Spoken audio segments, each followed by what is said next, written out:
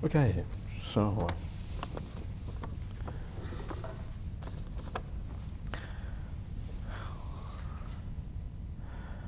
so dear Ajahn, is the manifestation of Mara common in one who is pursuing the path? Usually, how does Mara manifest? Is it related to the karma of a person? And how should one overcome it? Okay, so Mara in the suttas of the Buddha, Mara is like two entities. Some Mara, the most important aspect of Mara is the temptations, right? The aspects of craving and desire in particular, but sometimes also ill will. So Mara is like the tempter figure in Buddhism that tempts you to, to stick in samsara, not actually being released from the problems of this world. But sometimes Mara is also portrayed as like a deity or a deva in the suttas. And I'm not sure whether that is to be taken literally or not. But sometimes it seems to be a deity which kind of inhabits one of the deva realms and kind of wields controls and controls beings. That's the idea behind Mara. But the main idea is it's a psychological thing. It's the idea of temptation of the world. So every time you're tempted to kind of think a worldly thought, right, or you're tempted in the direction of the world, as a monastic, you're tempted, maybe I should, throw off these caps and have this kind of brown robes and have a relationship instead. That's kind of Mara. In the suttas, you see sometimes the monks or the nuns will think, why am I burdening up myself with these robes and this bowl? Why not return to lay life and whatever. So that is basically Mara. And yes, Mara is very common for anyone who is pursuing the path. And I'm sure you have all noticed that while you're here. Sometimes the thoughts of sensuality, of the world, they come back to you, right? They're so common, it's so ingrained, the habits of the mind are so strong that it's very difficult to go from an ordinary life to a retreat situation and not bring some of that baggage with you into the retreat situation. So you think you can, you see all these cravings arising in the mind, all the things, all the habits from the past are always there. Yes, it is very natural for Mara to manifest, and this is how it happens, right? Usually it is this idea of craving and desire in the sensual realm. Is it related to the karma of a person? Well, it depends what you mean by karma, but the idea of karma is a bit fluid, but it is related to the past regardless, whether you call it karma or whether you just call it the formation of your personality in the past lives or whatever.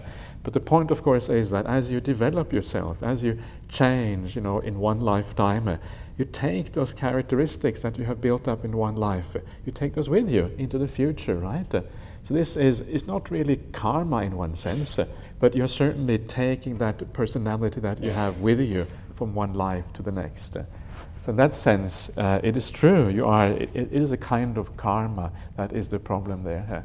So to avoid that, avoid that happening in the future lives, what you have to do is you have to develop as much as you can in this life. And the more you develop your mind in this life, the less there is the temptation there of craving and desires and in the sensual realm. The less of that we will take with you into the future. And in the future life, then meditation practice will be easier. This is one of the great things, right? What you're doing in this life, you can continue to build upon that in the future. So it's not like wasted. You don't start from scratch again in the future life, right? That would be a bit awful. You do all this work and then you come next life and you start from where you began. That's not very good. So how do you overcome Mara? Well, this is all about how do you overcome craving, and I'm going to talk about that later in this retreat. But just, some of the very simple ways is to remember how uncertain life is. One of the things I was just saying now during the meditation, you don't know when you will have an opportunity like this again. Here you are, you have the opportunity, right now you have the opportunity, in this moment, that's when you have the opportunity. You don't know what's going to happen next. Things sometimes change so fast, and it's so unpredictable. You don't know how it's going to change. the retreat center could burn down, right? Somebody, and people can die, all kind of things can happen, and suddenly it's too late.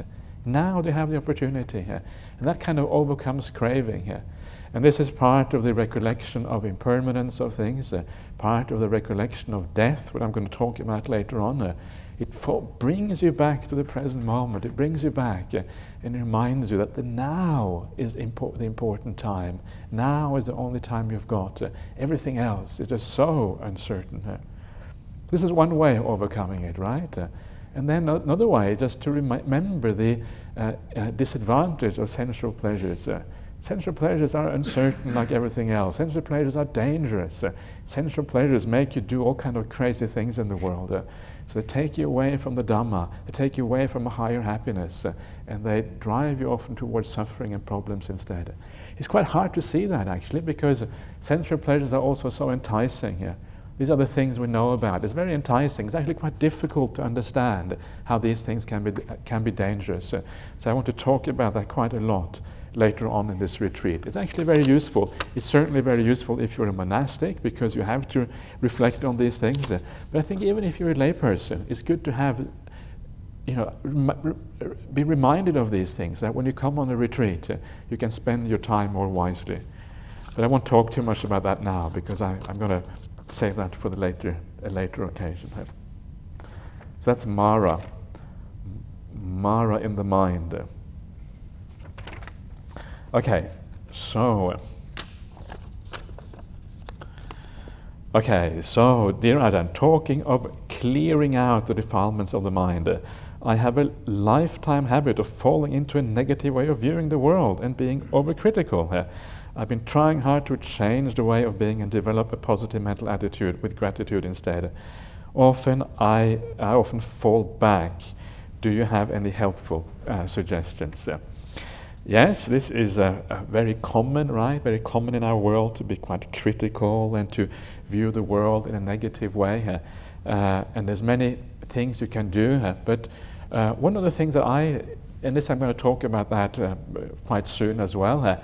But remember that often the world isn't either bad or good, right? The world is whatever we choose to focus on in the world.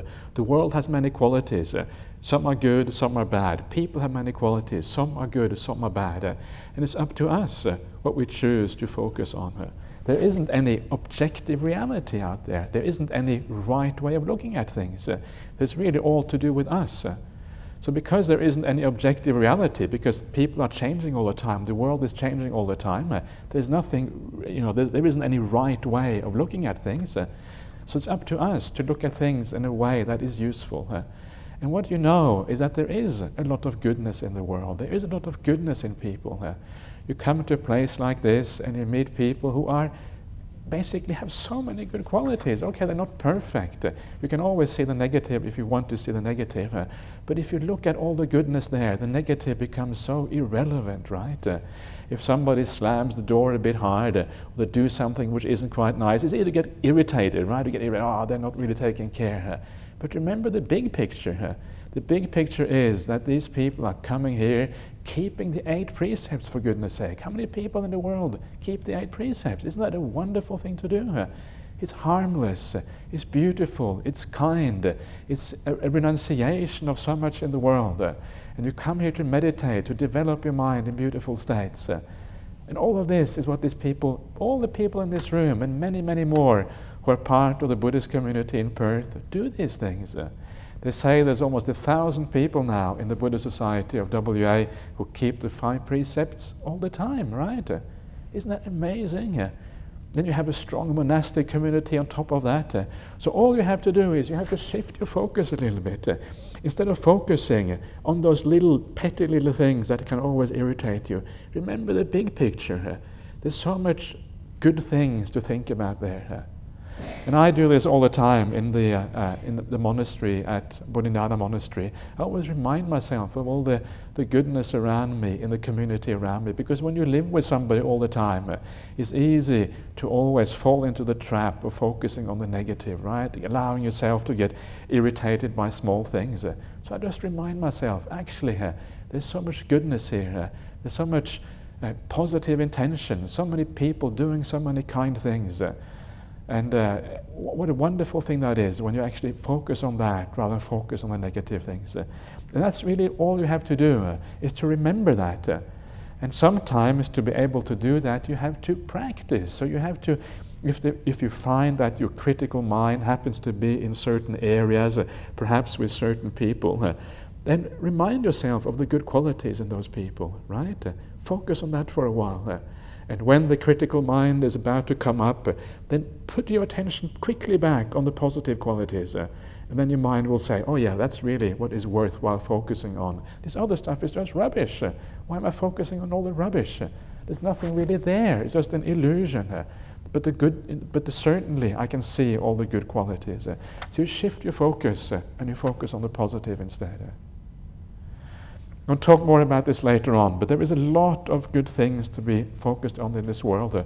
Of course, one of the problems is that when we are very busy and doing many things, and we are kind of competing in the corporate world, and we have, maybe associates other people that we are kind of somehow, you have office politics and all these kind of things. All that stuff can really drag you down, right? So you have to be very careful, and you have to kind of remember your priorities, and you have to remember that this is, regardless of all of these things, there still is a lot of good things to be focused on. Okay, and sometimes if it is difficult to find the good qualities in somebody else, then you can have compassion, right? If somebody really is bad, if somebody really is a bad person, then what are they doing? Well, they're creating suffering for themselves, right? Bad people suffer. If people, at the very least, the comic effect of what you're doing will be very bad for the future. So bad people tend to suffer. So what you do is remember that, and when you remember the suffering that they are creating for themselves, you can have a bit of compassion. Who wants to create suffering for themselves? Nobody wants to do that, and yet that's what people do. Why do they do it? Because they're deluded. They can't see. They don't understand what's going on. Isn't that worthy of compassion? If somebody is so deluded and so silly that they actually create suffering for themselves, what can you have except for compassion for that kind of person? It's the only rational response, right? So if you find it hard to see any good qualities in someone else, always compassion is always the fallback position. But if you can have metta, that's even better.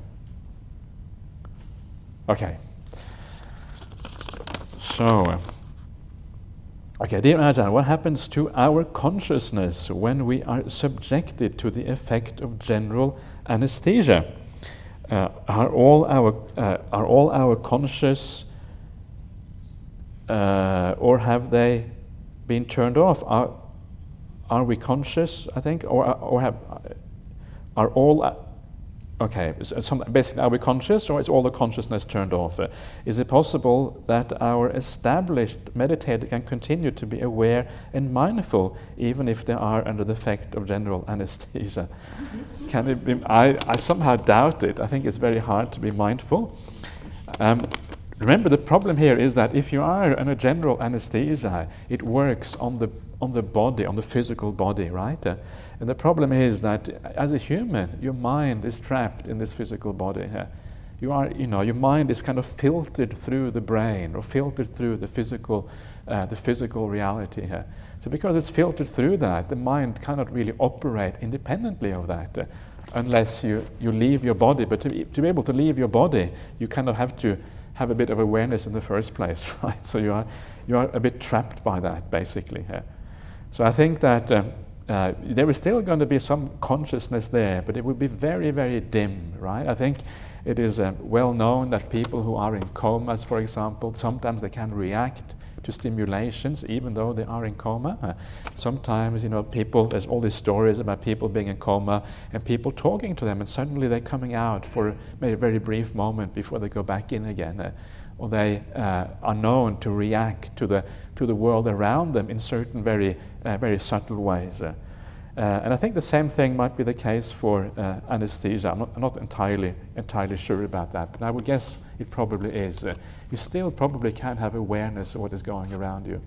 And of course, sometimes what happens to some people is that they leave their body. even when they are in these kind of very critical situations. So the mind actually leaves the physical body as it is, and then is able to observe what is happening in the room, even though the body is under general anesthesia or whatever.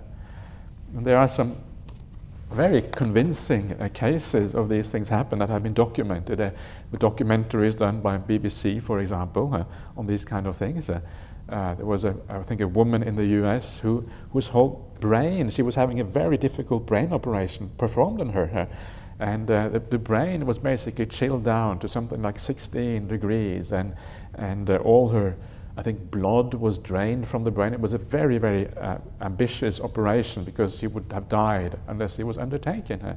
And it lasted for a long time. And she said afterwards that she had left her body and was able to see everything that happened in the room, and was able to describe some of the things that happened. It was a very convincing case, because she was obviously really, really out of it, right? A very convincing case of somebody having an out-of-body experience. And of course, these sort of things can happen under general anesthesia as well. So consciousness is still there, right? But it's kind of in the background. It's sort of semi-turned off, but it's still kind of present. And I remember she said that, I think she said after, when she was coming back into her body again, that was the last thing she wanted, right? It was like coming back into a refrigerator, she said, because the body was so cold. They had cooled it down, to at least the brain, or probably most of the body. So it was like moving back into a refrigerator when she came back again. I think it was something like that, what she said. So sometimes you don't want to come back, right? You're free of this body, and it's actually quite nice, especially if you're really sick, or really things are going really badly for you. Anyway, I hope that helps. Okay. Dear Bhante, would you recommend a particular learning method or technique when actually reading the suttas, i.e. reading it out loud to yourself, taking notes, or trying to use repetition, memorization to better understand the teachings? Thank you. You can do whatever works for you, basically. It doesn't really matter. If you want to read out loud, you can do that. Any of these things are really taking notes. Don't make it too serious, right? And I think one of the most important things with reading the suttas is to have fun and enjoy the reading of the suttas. Have a good time. I always say to people, you're reading the suttas, then you come to a sutta you don't really enjoy. You think, oh no, this is really boring stuff. And that's okay. You're allowed to think that, right? You don't have to think this is holy kind of scriptures. I must enjoy everything. If I don't enjoy it, I will be bad. Don't think like that. It's not bad. There are some things that we're ready to hear, and some things we're not ready to hear, right? So it's okay not to enjoy it. If you don't enjoy it, skip it. Go to the next sutta. And if you don't enjoy the next one, skip that one as well. And if you don't enjoy any of it, then come to me and ask for some advice. I'll point you to some nice suttas. So, don't do things you don't enjoy. That's my point. Make sure that you enjoy these things. It's not a kind of an obligation of a Buddhist to read the suttas if you really don't like it. But try to enjoy it. I think there's a lot of things in there which are really nice and really enjoyable and very powerful and kind of speak to us in a very direct way. So what the Buddha said that we should do, he said that when we do read the suttas, we should, first of all, we should then listen to the teaching. Once we have listened to the teaching, we should reflect on it afterwards. This is actually much more important, to actually reflect on it. And this is one of the chances that you have on a retreat like this. You hear the suttas, maybe you can even read some of the suttas on the sheets that I have given out, and then you can reflect on these teachings. What do they actually mean? One thing is for me to tell you how I understand these teachings, and of course I'm telling you things which I think are true. I'm not telling you things which I think are false, obviously, but still that's kind of me saying things, and that is not the same thing. If you read them for yourself and you understand the teaching for yourself, and you kind of get an insight, wow, now I understand. That is much more powerful, right? That is very powerful because it's your understanding, and that is the sort of thing which changes your life and changes your attitude, your perception, and your view of these things. What I say is perhaps a little bit helpful. I hope so. If it's not helpful, then I don't know. It's a bit unfortunate, but the best way is for you to have that insight yourself, that understanding yourself. That is when it becomes really powerful, right? So this is why. So reflect on it. Go back to your room. Do some walking meditation. Walk back and forth and think about these teachings. And then as you think about them, especially when your mind is quite peaceful, right, and you're feeling at ease, you're feeling relaxed, then it does something to you. It starts to reorient you. You start to think about things in a new way. Your whole perspective of life changes. It's a beautiful thing that happens there. So, and the Buddha has this nice simile somewhere about this. He says there's different types of wisdom that people have. And one of the bad types of wisdom, he says, is what he calls lap wisdom.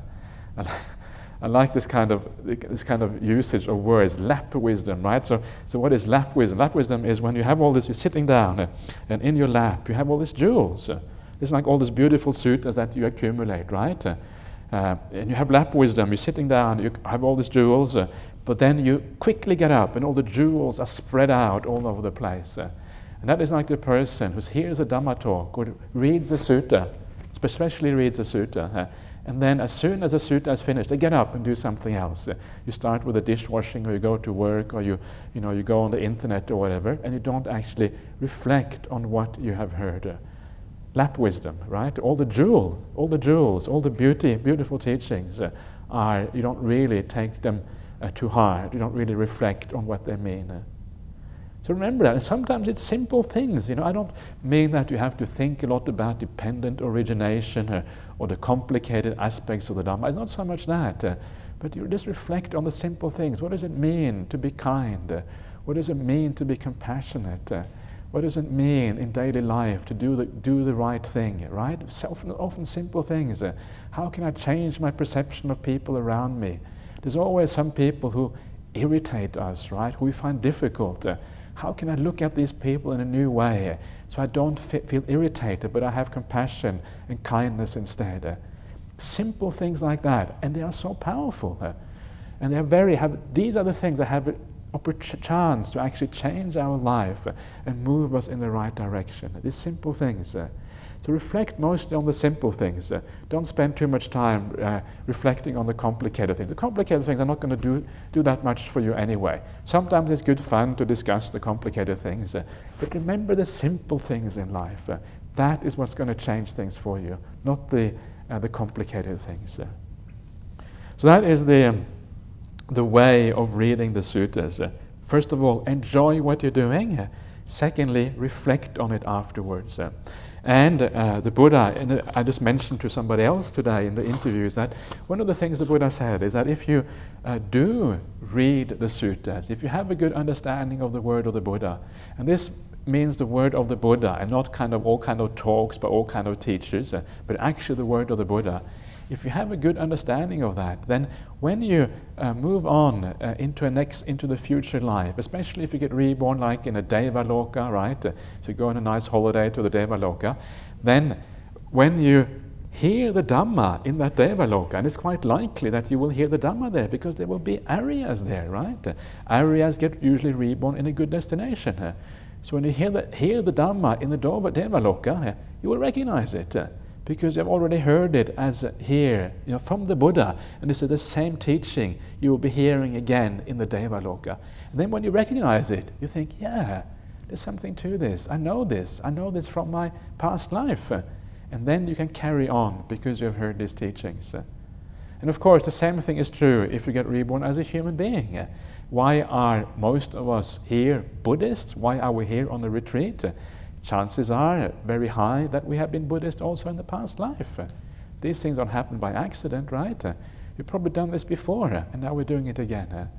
So this conditioning that you get from reading the suttas is very powerful, but it's more powerful if you know the suttas well and you have reflected on them in a deep way, and also if you have practiced part of that path, so you know how it works in practice, and it gives you a chance to take it in more deeply.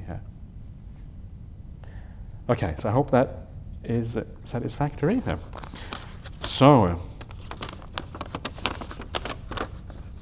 okay, dear Ajahn, soon after the new Buddhists took the 5 precepts on Vesak Day, I overheard a telephone order to a fast food place. One whole chicken, fries, and 2 bottles of Coke. Okay?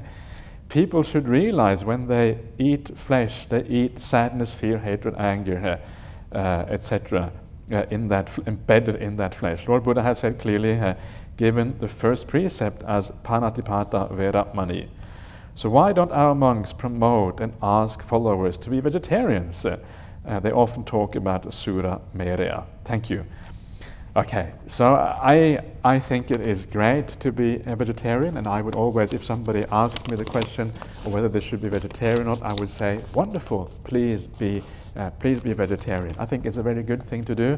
I think in our present world there's a lot of harm done to animals, a lot of very bad farming techniques and all these kind of things, and I think being a vegetarian is a great thing to do. As far as and so I would promote that to anyone who asks. But I think one of the things is that it is not kind of laid down as a rule by the Buddha, right? The Buddha didn't say that we actually have to be vegetarian. So the way that we normally do things, the way that things have been done throughout the ages in Buddhism, is that the monks have tended to accept whatever is offered to them without really making any specific demands to that effect. And that is basically what we are doing, still what we're doing now. We're saying, okay, whatever you offer to the monastery, that's fine, and we will eat whatever it is that is offered to the monastery, without actually specifying anything specific.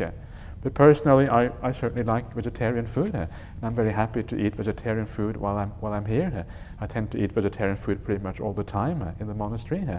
But I don't really, want to make these things into a kind of, a thing whereby we focus on that too much. Because if it was absolutely necessary for life, to be able to actually pursue the path and practice in the right way, if it was absolutely necessary, the Buddha would have laid it down as a rule. The fact that it isn't laid down means that it is not actually a requirement for even achieving very profound states of meditation or very profound states of insight. It's not essential enough to put a very great emphasis on this particular issue. And that's why anyway, that's the way I regard that matter. But certainly, if people want to be vegetarians, I think it's a great thing, and please do so. And I would never discourage anyone from being vegetarian. That's certainly the case. And also, I would also say that if one is going to be a vegetarian, I think it's very useful. It's important to do it in the right way, right? Sometimes people, when they become vegetarian, they can become very obsessed with the idea of being vegetarian, and sometimes it leads to more anger and more problems and all kinds of things because they want to convert other people, etc., etc. I would recommend you, if you're going to be a vegetarian, I would say do so because you have compassion for other beings. Do it because it feels good to you to be kind and to do what is right as far as you're concerned. But don't do too much to try to kind of convert other people. If you do that, it tends to cause problems and cause difficulties, and allow everybody to make up their own mind as to what is right. Of course, you can say that you think this is right, but don't become too kind of too focused on that, because then it creates more problems than it tends to solve. Anyway, that's how I regard that. So, okay. Next one. Ajahn, you will agree that it will be difficult for a layperson to understand or even remember the clear, valuable explanation of sutta as you gave. Is there a way to get the CD at the end of the retreat before we leave? Thank you. I don't know. Maybe there is. Mike, is there any chance of getting a CD before people leave or not? Oh, that one is over there. Sorry? Oh, yeah. Okay. So anyway, so if you want the CD, then I think what we can do is, if we can't be given that straight away, then maybe we can send it out later on, right? Not right away. Okay. They'll be uploaded on the BSWA website. Will they? Oh, really? Okay. Yeah, that's the plan. Okay, good. So they will be uploaded on the BSW website, so it'll be easy to get access to later on here.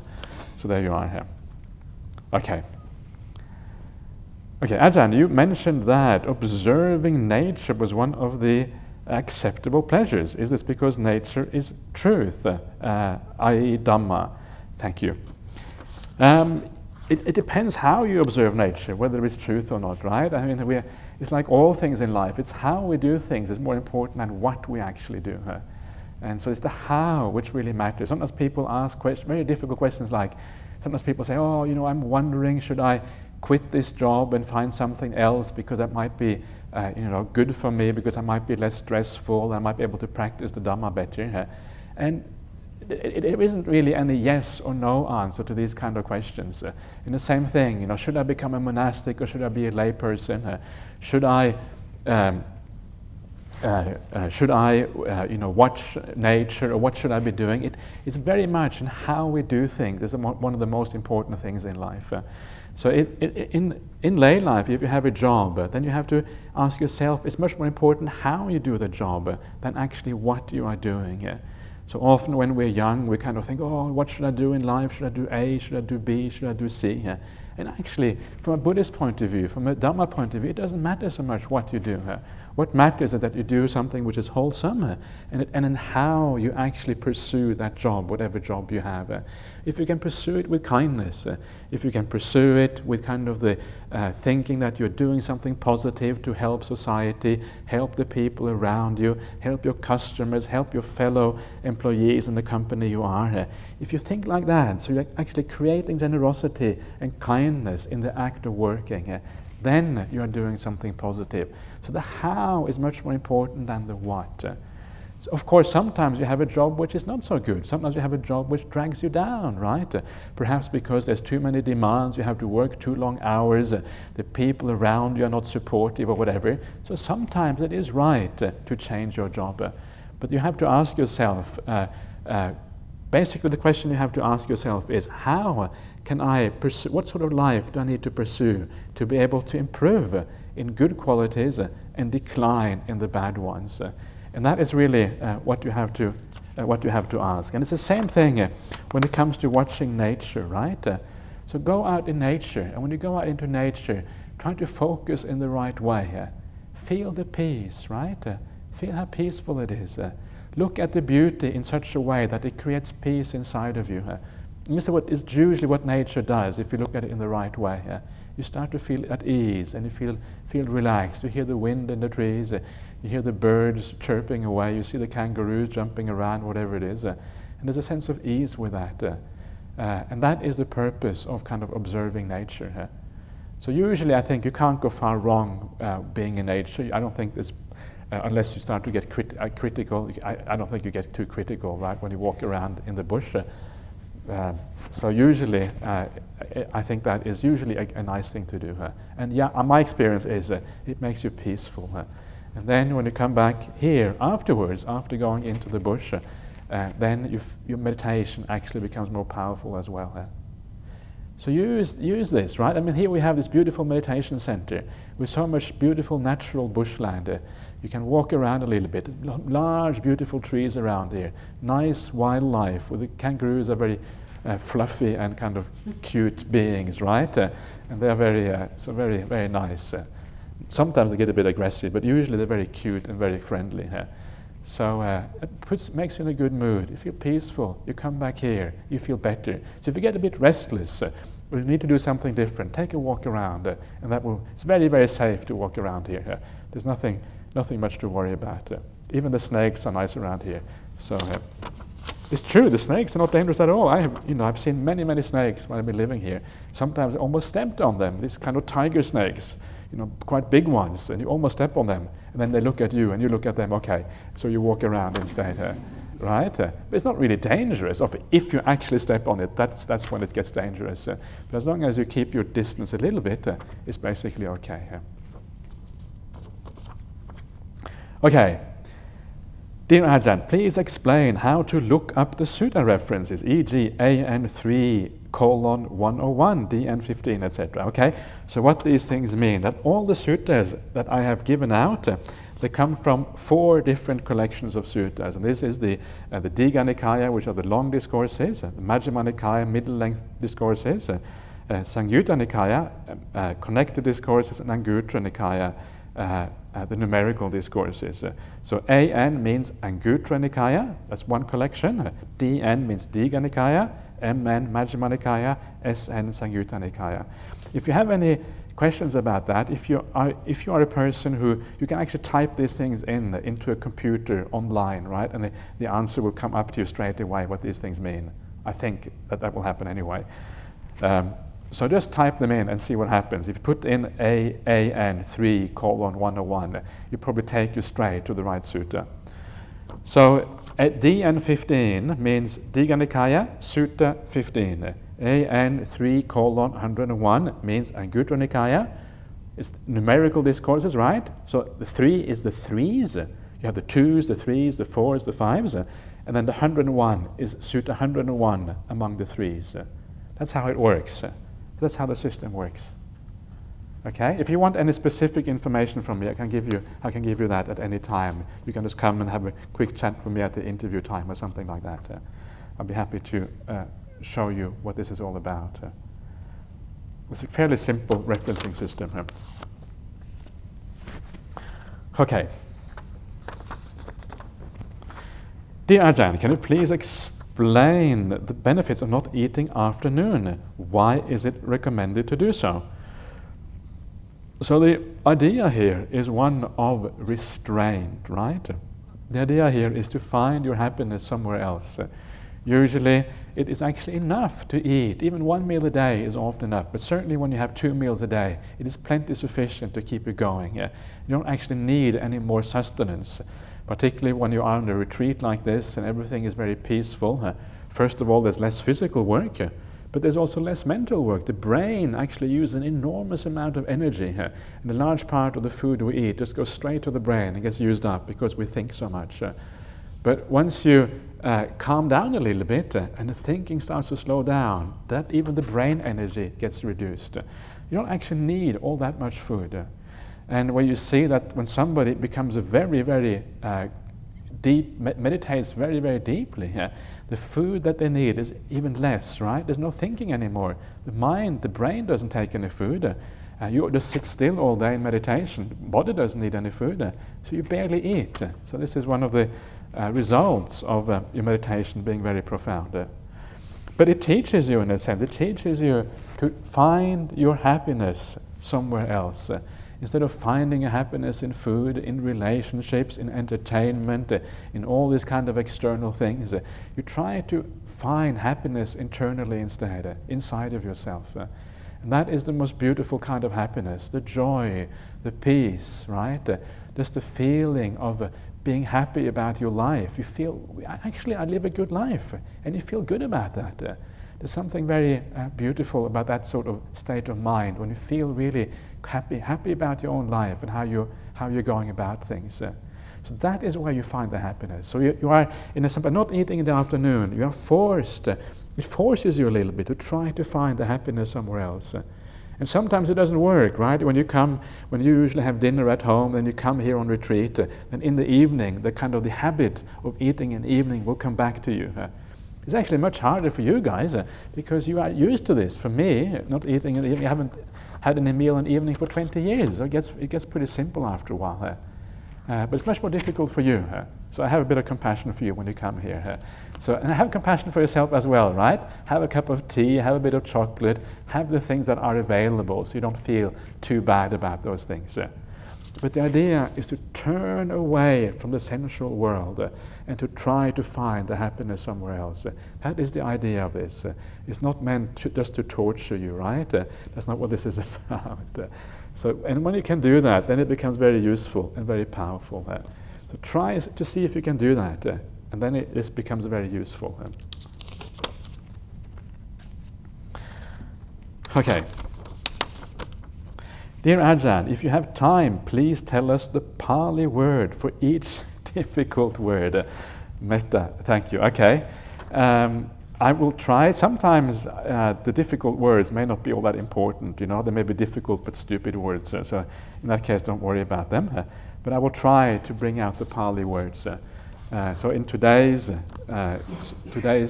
sutta. I think I mentioned most of the Pali words, I think, if I remember back. That's what I think I did. But anyway, I shall try. Please keep reminding me. I'll try to do that. Dear Ajahn, how to know and understand ourselves when we have problems? How to purify? Thank you, with metta. Okay, so how to know yourself and understand yourself when we have problems. So I'm not sure what you mean by problems there. There can be problems that come into our life from the outside, or there can be problems which have more to do with defilements, right? There's two types of problems. There are the external problems, and that is how, then the question is, how do we deal with problems in life? When other people are nasty, you get fired from your job, all these kind of things that happen in life. How do we deal with these kind of problems? And the first way to deal with problems in life is just very often just to remember that this is the way the world is. The world is like this. And very often, most of the time, we can't really do very much.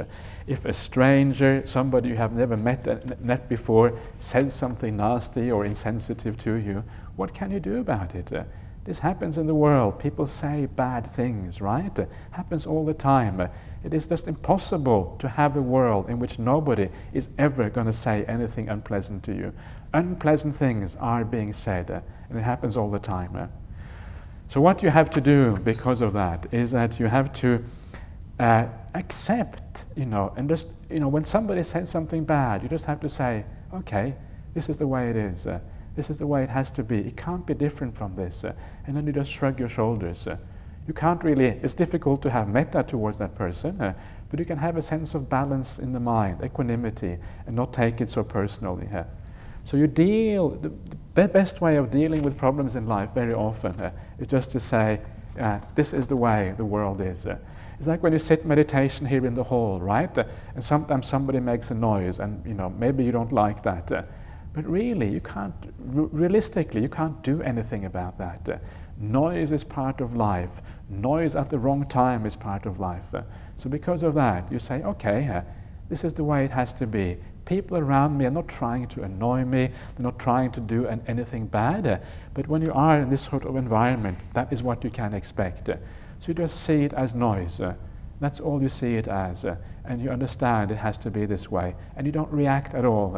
You just allow it to come, and you allow it to disappear, and then because you haven't reacted, it doesn't leave a residue in your mind afterwards. It just comes and goes, right? No residue, there's no resistance inside of you. You just allow things to come and go. This is what, again, being the passive observer in meditation is all about. You just observe. You don't allow things to affect you. So these are kind of little skillful means to do these things. Of course, sometimes when there are problems, we have to do things. So you try to deal with it. And you try to deal with it in a way from compassion, from kindness, understanding that other people have problems too, right? If somebody does something bad to you, it is not usually because they want to do something bad. Usually it's because they can't help themselves. Most people know that doing bad things is not in their own best interest. But of course, if the problem are internal to yourself, if it is your own anger or your own defilements, then how to purify those things? Well, this is what, in a sense, this is meditation retreat is all about, learning how to purify yourself from defilements. And I will talk much more about this in the coming days. I will talk more about how to deal with ill will, how to deal with sensuality. So I'm not going to talk much more about that right now. Okay. Dear Ajahn, when the mind shifts itself from the breath, we bring it back. It repeats itself. So how can we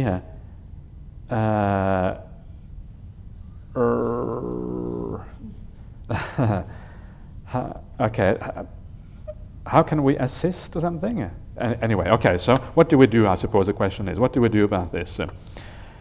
So when you are watching the breath, well, first of all, if you're going to watch the breath, now this may be a good time to talk a bit about this kind of meditation practice. So when you are going to watch the breath, remember that successful meditation only happens if meditation if mindfulness is already established.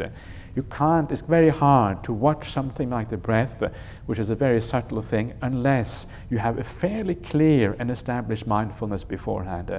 And this is why I take you through all these steps every time. I say, you sit down, you feel your body, right? What does your body feel like? Is it really at ease? Are you feeling really relaxed in your body?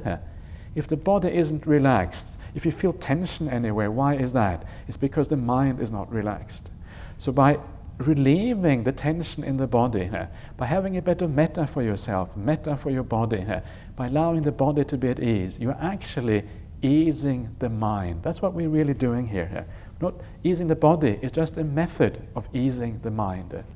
So if your body is nice and relaxed, it's a sign that your mind is also quite relaxed, right? That's why we're doing this. It's not just, I'm not just doing it just so that you can feel good in the body. Well, that's, of course, that's important too. But actually, it works for meditation practice.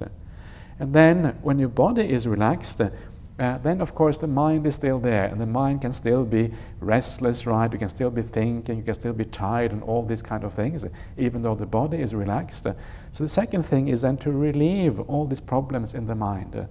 And usually, there's two ways of doing that. The first thing is kind of the short-term solution. And the short-term solution is just to sit back and be aware. By sitting back and being aware, you're withdrawing all the will, all the doing inside that causes all these problems in the first place. So you're just aware. And this is what I'm saying when I say being the passive observer. You're just sitting there. You're a passenger, right? You don't have any, there's no rights, there's no wrongs in your meditation practice. You're just doing it, doing nothing. You're just observing what is going on. So be careful about this, about bringing the mind back on the breath. Be careful with that. First of all, just wait. Just wait. Be patient. Just observe. Be passive. Just look and see what's going on. See your thinking mind. And then you get carried away by the stream of thought, right? This happens all the time. You're carried away by the stream of thought, and you think, oh, wait a minute, I'm being carried away. The moment you realize that you've been carried away by the thinking mind, don't grasp hold of the breath, but just keep watching that thinking mind and see what happens. And what you will notice that as soon as you are aware that you are thinking, the thinking already starts to slow down. The thinking kind of moves into the background. It becomes less important. It's not really there. So keep observing. Just keep watching. Don't go back to the breath. Just watch and watch. And then you get carried away by the thinking again, and suddenly you snap out of it. And then watch and watch. And as you do that, gradually over time, the thinking mind will tend to calm down. And then there comes a point when the breath comes by itself, right? It's not, the idea is not to go out chasing the breath. The idea is for the breath to arise by itself. And when the breath arises by itself, then you very gently place your attention on the breath. Actually, you don't really have to place your attention because it's already there. But very, very gentle. And then the breath disappears and you continue that process. So essentially the idea is to use minimum effort, minimum willpower, minimum volition and all these kind of things, minimum craving, minimum desire, just allowing things to be. And then gradually you find that the mind calms down, the tiredness dissipates, and your mind brightens up. So this is how you do it. And so why doesn't it work then? Why is it that we do this and still the mind gets distracted? Sometimes you will find during a retreat like this that you have a lot of thinking, and occasionally the mind becomes peaceful. And those are the times when you can learn something about yourself. But why is it that it is so hard to watch the breath? And the reason is, remember what I was talking about on the very first sutta reading here. I was saying that the basic cause, the basic condition that has to be in place for meditation to work is morality, it's character, it's habit, it's who you are as a person. Right? So what you have to do is you have to then remind yourself, well, the reason why I have all this thinking mind, etc., is because I haven't developed my character enough. My virtue is not pure enough. I'm I still haven't developed a kind enough heart. I'm not saying that you're a bad person because you are thinking, not at all. I'm just saying that we all can move more in that direction, more towards loving kindness, more towards compassion, more towards all of these qualities. And that is what you come to understand when you have a lot of thinking going on. There is more, you can move more in that direction in your ordinary life. And this is what I want to, this is what I was just mentioning before. You learn how to refocus, right? You learn how to have more metta and compassion in daily life, how to see people in a different way, especially here on the retreat, how to look at your fellow retreatants in a positive and kind way. And as you do that, your mind starts to shift and you start to be more positive. And when you are more positive, then you become peaceful. It all comes back to morality, right? Character, virtue, who you are as a person. That is the basic ingredient. And this is the ingredient that we practice throughout our lives. This is what our life as Buddhists is all about. You go out into the world and we try to develop these good qualities in ourselves. And every time you come back on a meditation retreat, you come back here maybe once or twice or whatever, how many times a year, then you will find out whether your practice in daily life is working only if your meditation is improving. Is your mindfulness better? Are you more peaceful when you come here? Have you got more kindness in your heart? Have you got more compassion for your fellow retreatants? That's when you know that your practice in daily life is working. So the daily life, everything we do in daily life is the support and is the thing that carries us through when we come on these kind of meditation retreats. And it all comes together in this way. So it's critical, it's very important what we do in our daily life. We should never think of daily life as one thing and the spiritual practice as something else. It's all part of the same thing. They're not distinct entities. They all have to work together. So, so try not to be, when you're working, if you want to watch the breath, then be very careful. Be ready. All of these things that I'm talking about in meditation is just to help you brighten up your mind. Sometimes it's about getting in the right mood, right? Getting in the right kind of mind frame when you meditate. A mind frame which is positive, which is energized, where you feel kind of, wow, this is exciting to be here in this retreat center, exciting to meditate, what a wonderful thing it is. And when you get into that sort of mood where you feel it's wonderful, your attitude is right, that is when meditation really starts to happen. So these are the little tricks that we need to do. One of the things that I always noticed about Ajahn Brahm is how meditation with Ajahn Brahm is not about technique, right? It's not about how you do things, because watching the breath is very simple. Nothing in the world can be much more simple than watching the breath. I mean, the breath is just there, it goes in and goes out, and you watch it. I mean, you can't really have much technique around that. And that's the truth, and still we find it hard. And the reason we find it hard is because the attitude isn't in the right place. That is really the problem. So we have to deal with the attitude, and that is the issue at stake. Once the attitude falls into place, the mind state falls into place, then it tends to go by itself. And then it becomes incredibly easy to watch the breath. And you start to wonder, why on earth couldn't I do this before?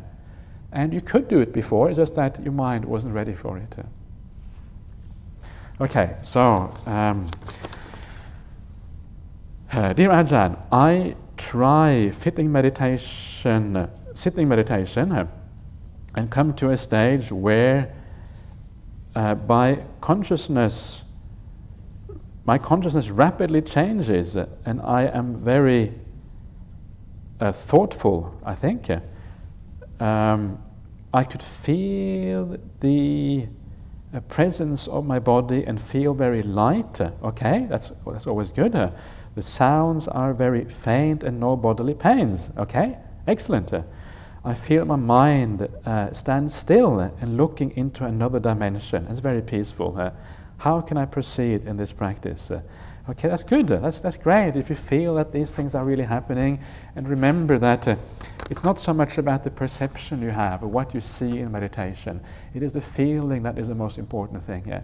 So if it feels good, if it feels right, if it feels peaceful, if it feels soft and nice, then you know that you are doing the right thing, right? So if you have all these things, well, you can either just go on with that and just focus on these things, just be with those things, be with these feelings, right? Close your eyes and just be with that, and then see where that takes you. And sometimes if you just stay with those beautiful feelings, they will grow and grow and grow, and you will actually be heading in the direction just by doing that much. That is one thing you can do. Otherwise, the other thing you can do at this stage, if this is already happening, is to bring your attention to the breath. If you have this kind of mind state, it means that you are probably ready for watching the breath, right? So you can actually bring your mind very carefully and very gently to the breath, and then just watch the breath very gently here, without any effort, without anything at all. And you should be able to continue developing the mind by watching the breath in that particular state. And the breath becomes very gentle, very peaceful, and that will carry you forward. The breath meditation is a very powerful thing. It is one of the meditation that is taught the most often in the suttas. It is the only meditation that is said to fulfill satipatthana practice. So if you want to do satipatthana from one end to the other, all you have to do is breath meditation. It's a very, very powerful technique. So if you can incorporate that into the meditation, it's a wonderful thing to do. So please try to do that. Otherwise, just try to stay with the feeling. So what we remember that meditation works if what you are doing is improving your mind state. So if you are feeling more peaceful, more soft, more focused on the meditation object, if you're feeling that the good states are improving and the bad ones are going down, then you are doing the right thing. So look at what is happening inside of you. Look at your mind. Look at your heart. And if the right thing is happening, then you are doing the right thing. That is ultimately what we have to look at. It's a very pragmatic and very practical path. Okay. Can you explain karma, I think, and give a few examples? Do you think there is such a thing as instant karma, as John Lennon wrote about? Okay, I don't think John Lennon was an authority on Buddhism, so I would take his kind of what he said with a massive dose of salt. But can you explain and give a few examples of karma? Okay, karma just means that you tend to reap the results of what you sow, right? So if you have bad intentions, if you get angry, if you have a lot of desires, and then you act on those things in a bad way, then you will tend to reap those results. Not necessarily so much in this life, but very often karma is about what happens when you go from one life to the next one. Karma is mostly about the rebirth process. That's how it is explained in the suttas. So you can expect, if you do bad things, you can expect some more pain in the future life. It doesn't have so much effect in the present life. So you can expect more problems in the future life because you do bad karma. So it's about what happens from one life to the next one. That's essentially what it is about. So it says in the suttas that if you kill lots of beings, right, you're really harsh, cruel, full of ill will, have no compassion for other living beings, then you can expect to even be reborn in a bad destination in the future life. But if for other reasons you get reborn as a human, then this one sutta says you can expect to have a short life in this life. So these are the two ways that karma works. Either it takes you to a bad destination if you do bad things, or a good destination if you do good things, or it affects your human life in either a good way or a bad way. This is basically how it works. Is there such a thing as instant karma? Well, the instant karma is just what we talked about the first day. It's the darkening of the mind that happens when you do something bad. It's the remorse that you have, right? You feel bad about what you have done. You don't feel happiness inside of you. You don't, instead of feeling the uplift in the mind, you feel like you're being held down. You're basically, every time you do something bad, it's like you're tying a knot on your legs and a rope is holding you back. It's a shackle, it's a ball and chain holding you back. That's basically what it is. And you're not able to soar because all these ball and chains are holding you back. This is the problem. So you want to cut those shackles, you want to cut those ball and chains, and you want to be able to kind of allow yourself to lift off in your mind. So that is really, it's not really karma perhaps, but it is certainly, it's part of karma, but it certainly is a very instantaneous effect if you do bad things. And also if you do good things, it's the opposite, it takes you upwards. Dear Ajahn, in Buddhism, what is meant by apo, tejo, vayu, and patavi? Is it the same as light, heat, air, and earth, as they are discovered later in physics and science? Please elaborate. Okay, apo is water, tejo is like heat or fire, vayu is air, and patavi is earth. So these are like the 4 elements according to a traditional Buddhist way of reckoning things. So light, heat, air, and earth, or not actually light, but water, heat, air, and earth is what it is. And this is quite traditional in many, you find around the world in many different societies. This is often how they would divide up nature into these 4 elements. And that was true in many different societies. I think in ancient Greece they had the same ideas, and they had the same ideas in India, and for all I know it may have been the case in many different places. So it's a very practical thing, right? Because these are very kind of discernible elements in the world around us. The kind of modern physics ideas about the table of elements and all this kind of stuff, you have the chemistry tables with 108 elements or whatever, is not as practical as the Buddhist things, because these things you can relate to.